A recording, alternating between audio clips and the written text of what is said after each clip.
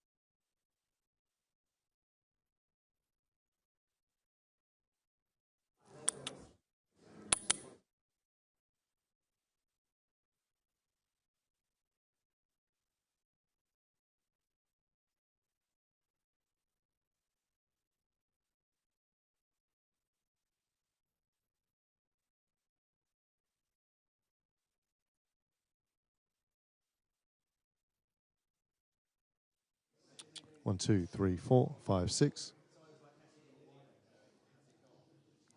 1, 2, 3, 4, 5, 6. 1, 2.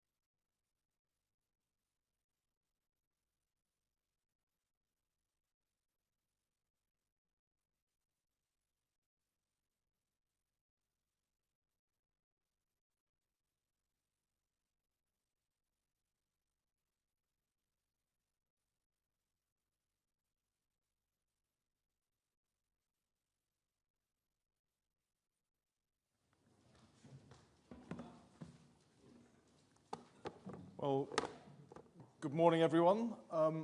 Welcome to this beautiful venue. It's a shame the river's been screened off, because that was the point of being here with you. I've just watched Sir John's statement presenting his report, and I would like to start by thanking Sir John Cunliffe and his team for the huge amount of work that they have put in to reviewing the regulation of our water industry. He's produced an outstanding report that I will respond to in more detail in the House of Commons this afternoon, but I'd like to make some initial comments now. It is clear that the water industry in this country is broken. Our rivers, lakes and seas are polluted with record levels of sewage. Water pipes have been left to crumble into disrepair. Soaring water bills are straining family finances. There are hosepipe bans across the country right now because not a single new reservoir has been built in over 30 years. The lack of water infrastructure is holding back economic growth.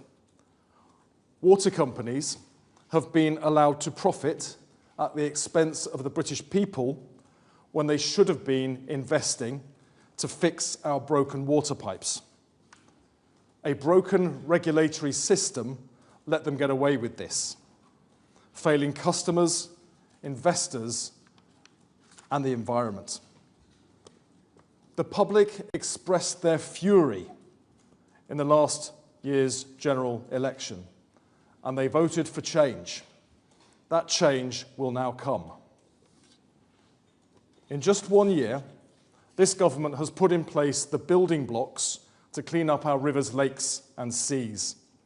First, we have restored accountability by giving the regulators more teeth with a ban on unfair bonuses, severe and automatic penalties for breaking the law, and jail sentences for serious offences. Second, we've launched one of the biggest infrastructure projects in British history to clean up our rivers, lakes and seas. £104 billion of private sector investment will rebuild the water network, upgrading crumbling pipes, repairing leaks, and building new sewage treatment works around the country. This is the biggest investment in the water sector's history, and it allows me to make a new commitment to the country. This government will cut water companies' sewage pollution in half within 5 years. This is the most ambitious sewage reduction target that any government has ever set. Over a decade of national renewal, we will restore our rivers, lakes and seas to good health. The third building block for change is today's final report from Sir John Cunliffe's Independent Water Commission. It offers a blueprint for fixing our broken regulatory system so the failures of the past can never happen again.